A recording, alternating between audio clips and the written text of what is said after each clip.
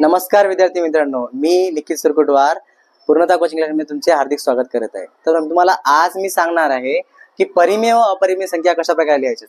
त्यालाच इंग्लिश मध्ये आपण रॅशनल आणि इरॅशनल नंबर सुद्धा म्हणतो। ओके, आणि हा जो टॉपिक आहे वर्ग 8वीचा आहे। ओके, पहिला चॅप्टर। तर त्यामध्ये तुम्ही पाहू शकता मी तुम्हाला काही संख्या सांगितलेल्या। ओके, संख्याचे प्रकार सांगितलेले आहेत, कोणकोणत्या प्रकारे असतात। तर पहिला आहे नॅचरल नंबर्स, त्याला आपण नैसर्गिक संख्या म्हणतो। ओके, दुसरा आहे होल नंबर्स, त्याला आपण पूर्ण संख्या म्हणतो। तिसरा आहे इंटेजर्स, त्याला आपण पूर्णांक संख्या म्हणतो। आणि चौथा आपला रॅशनल नंबर्स, त्याला आपण परिमेय संख्या म्हणतो। ओके, तर आपण सगळ्यांची एक्सप्लेनिंग बघूया थोडी।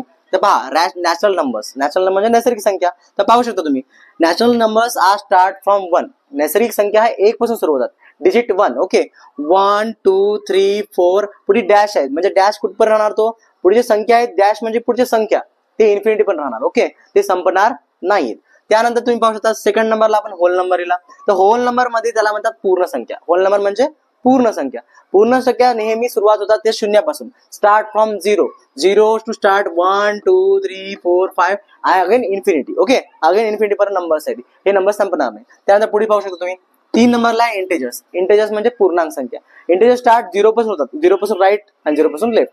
राईटला गेले तर सगळे पॉझिटिव्ह नंबर असतात आणि लेफ्टला जाणारे पूर्ण निगेटिव्ह नंबर असतात। तुम्ही पाहू शकता मी लिहिलेले आहे, राईटला गेले 0 + 1 2 3 4 5 6 7 अगेन इन्फिनिटी। इन्फिनिटी म्हणजे लक्षात ठेवा, इन्फिनिटी म्हणजे काय, अनंत, जे कधी नाही संपणारे। ओके, तर पाहू शकता ही राईट साइड आहे, लेफ्ट साइडला पाहू शकता तुम्ही 0 -1 -2 तुम्ही पाहू शकता। अशा प्रकारे हे नंबर लेफ्ट साइडचे आहेत आणि हे नेहमी निगेटिव्ह असतात। ओके, तर त्यानंतर आपल्याला बघायचं आहे की रॅशनल नंबर्स काय आहेत। हे 3 तर तुम्ही पाहिलेले आहेत, म्हणजे 7वी मध्ये तुम्हाला झालेलं आहे। आता हे 8वीला तुम्हाला ह्या गोष्टी आहेत। तर तुम्ही पाहू शकता रॅशनल नंबर्स म्हणजे परिमेय संख्या।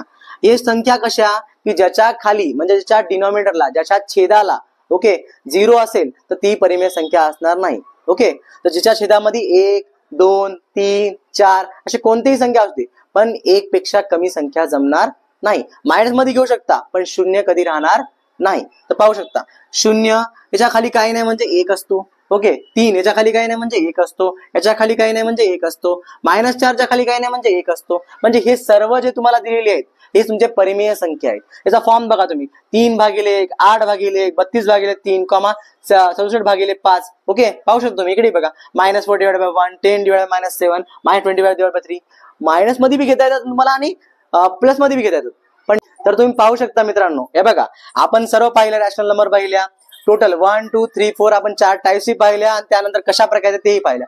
तर रॅशनल नंबरची डेफिनेशन आहे, ओके, व्याख्या ती आपल्या मराठीमध्ये सांगणार आहे, तुम्हाला इंग्लिश मध्ये सांगणार आहे। मी इंग्लिश मध्ये लिहिलंय बघा, रॅशनल नंबर म्हणजे काय, the number of the form m/n are called as rational number.